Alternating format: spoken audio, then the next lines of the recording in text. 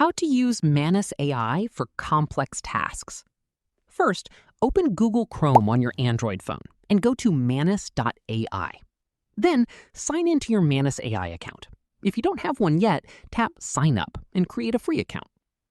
Next, tap the prompt box and type a detailed request.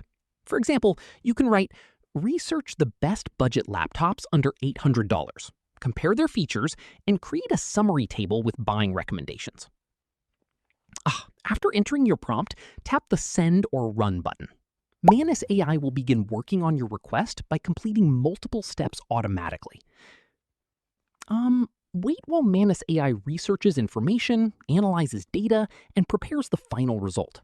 You can follow its progress directly on your screen as it completes each step. When the task is finished, review the results. If you want to improve the response, simply ask a follow-up question, like add more details, create a shorter summary, or turn this into a presentation.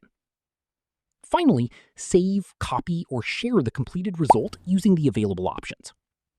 That's it. You've successfully learned how to use Manus AI for complex tasks on your Android phone. If this tutorial helped, don't forget to like this video, subscribe, and hit the notification bell for more AI tutorials, Android tips, and easy tech guides.